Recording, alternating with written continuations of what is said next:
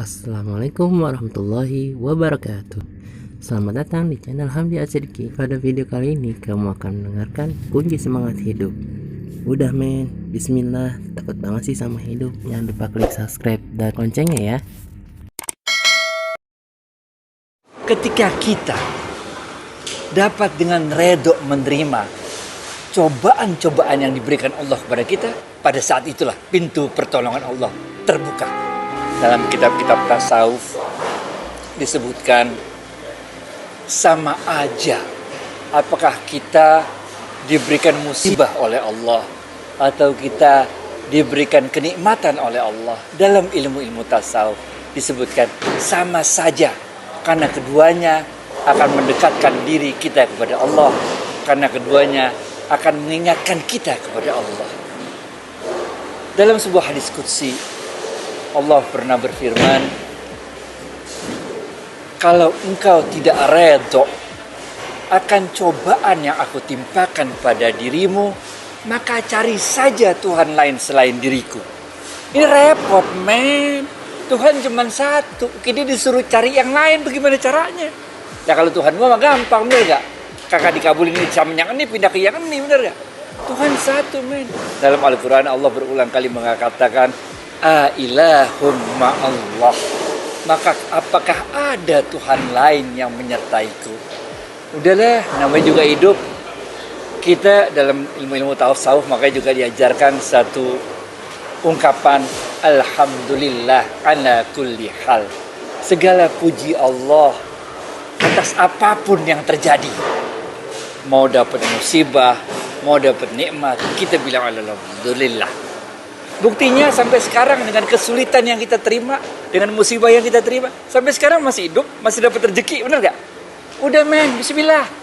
Takut banget sama hidup. Ya kalau lu ngeluh sama manusia, dia juga lagi ada pikiran bos, bener gak? Kalau kita ngeluh sama manusia, sedangkan manusia yang kita keluhkan itu, dia juga sama kita, dia juga lagi banyak pikiran. Jadi mengeluhlah dengan Allah. Gue cerita dikit nih ya. Kitab-kitab tasawuf emang kayak begini gayanya nih. Bayangin ada orang tinggal waktu itu, kalau tahun baru zaman dulu tahun baru waktu itu. Orang tuh suka ngumpul. Kita nginep di hotel Indonesia, bener ya. Di Bundaran HI itu orang ada keramaian tahun baru.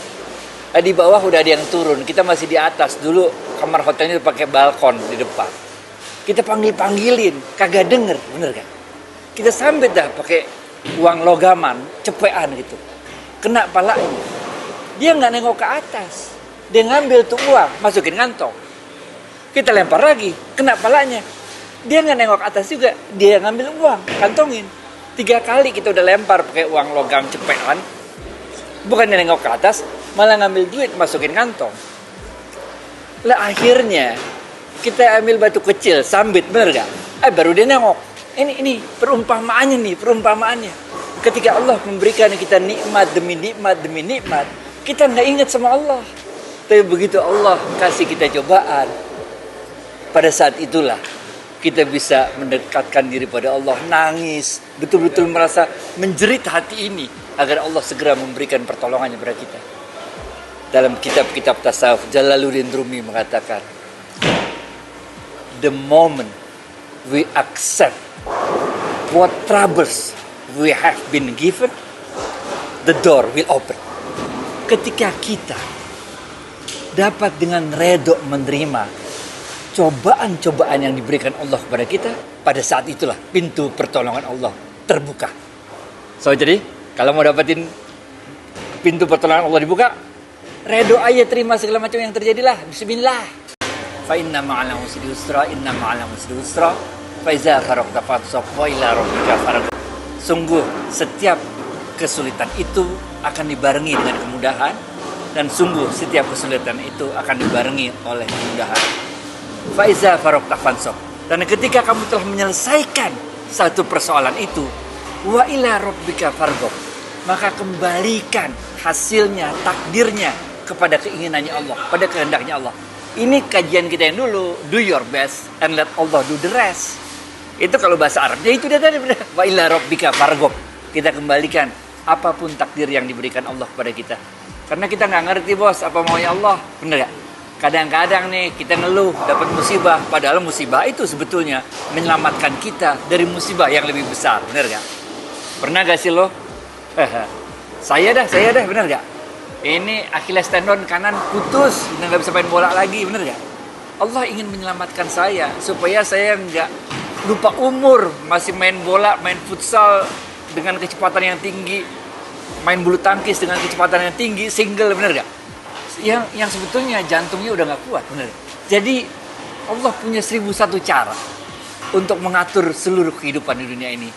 Sekali lagi teman-teman, ingat, dekatkan diri seluruh semua kepada Allah dan jadikan semua yang terjadi, baik kenikmatan ataupun musibah, sebagai alat bagi kita untuk mengingat kebesaran Allah dan mendekatkan diri kepada Allah.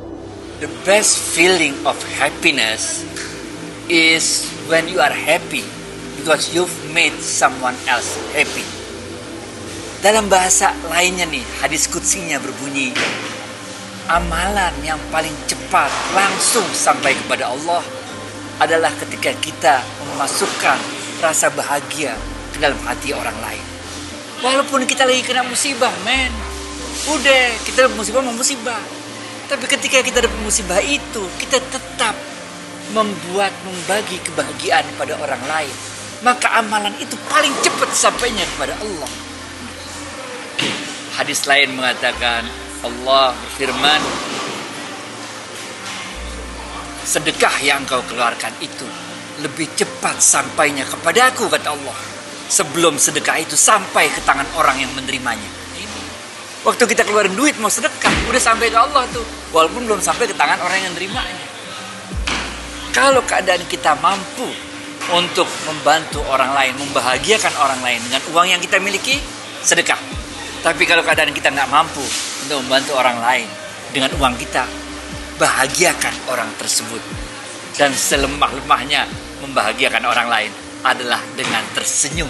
Itu sebabnya Rasulullah SAW mengatakan, senyum itu adalah sedekah. Sebarkan kebahagiaan, sebarkan keceriaan, bener gak? Dengan kebahagiaan dan keceriaan itu, itulah amalan yang paling cepat dan langsung sampai kepada Allah.